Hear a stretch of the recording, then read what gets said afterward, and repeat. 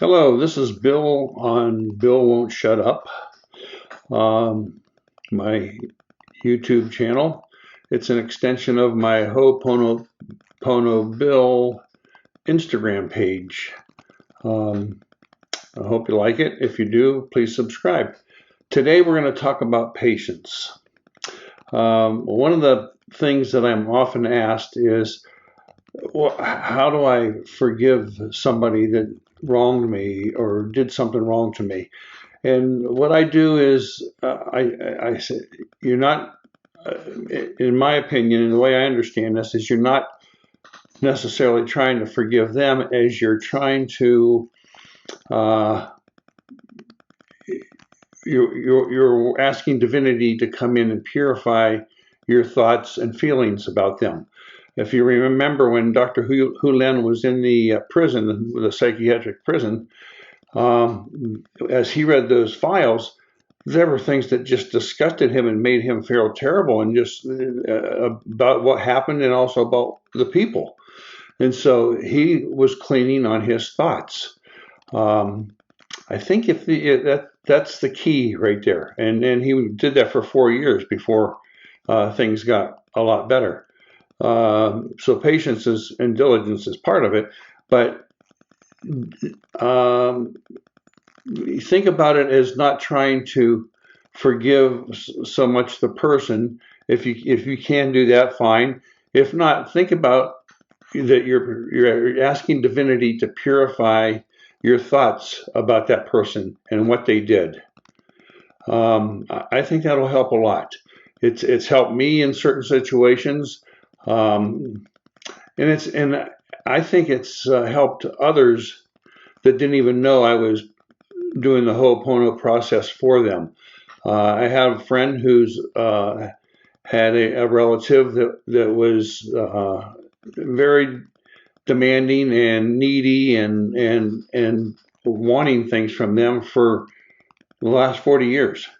And she eventually just got to the point where, since I learned the Ho'opono process, she's been included in my prayers and my practice. One day she just quit answering the phone when she called. The other person called, and when they finally talked, she said, "Well, how come you didn't answer?" And she finally spoke the truth, which she hadn't done for 40 years. Was, "I didn't want to talk to you." And I think, to me, divinity finally got to her and said, just speak the truth. Just speak the truth. And that alone limited how often this other person called. And because I think she finally understood that, kind of like the gravy train that she's been going to for all these years, may not be there all the time now. And it's a good thing, because it really, the person who finally said those things and finally did that, she is a lot more relieved now, because this other person is not a person in her life that causes a lot of pressure and grief. Now, I can't say that just because I was doing the Ho'opono method on that situation that worked, but I think divinity finally got through to her. I think she was such a kind person, or she is such a kind person, and not helping is a hard thing for her to do. But she also didn't feel like the person really needed help, and just was always not doing anything for herself, because she could rely on my friend to just get her out of anything. And now that she can't do that anymore, I think it's best for both of them. I really do. When people say, "Well, should I forgive the person?" Or, I said, just work on your feelings about that. I had people in my life that inserted themselves in situations that they really had no business being part of. And I cleaned on that. I was able to deal with them casually and comfortably without any grief, and just stated the way things were going to be, and moved on from there. Now they're no longer part of my life, but I don't think that that's a bad thing either, because when they were part of my life, it was grievous. It was tough, and so I'm thankful.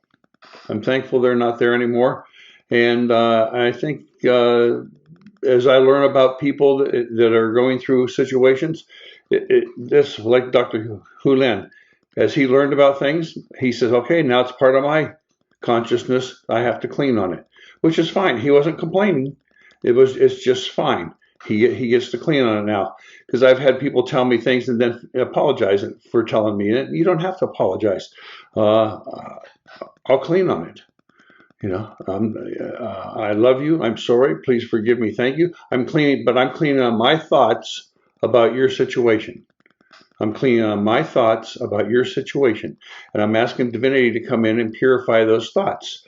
And what we understand in Ho'oponopono is that as divinity cleans those thoughts in me about that certain situation gets some purity coming at it too. Now, the people in those situations, they still have a choice. They can accept God's love or divine purity and divine love coming into them, or they cannot. They can go on the way they have been. Many do, but that's just that's what we all have. We all have free choice. Just because I clean on something and I feel divinity has directed me in a certain situation, and I'll go, I don't know if I want to do that. I really like disliking that person and being not, you still get to decide for yourself. So, but most of the time, I take divinity's route, and it's worthy. It's worthwhile. So that's what you need to do. Pray on your feelings, your thoughts about the situation. Uh, Sometimes you'll come out of it laughing. Sometimes you'll come out of it crying, but you'll come through it, and there's life on the other side. I didn't think there would. I wondered about my life on the other side when my wife passed away. I wondered about life on the other side when other people's spouses or friends passed away, or somebody close to them. So there's life. There's life. Allow life to flow through you. Allow divinity's pure love to flow through you. Get back to zero, and you'll understand. You'll feel it. You'll know that everybody's in a good place, and everybody gets to make their own decisions. But you get to decide what to do when divinity makes its offer to you. And I find that following divinity is not a bad way to go. So I've probably said enough on this, so it's probably time for me to, you know what. Hello, this is Chuck to remind Bill to shut up.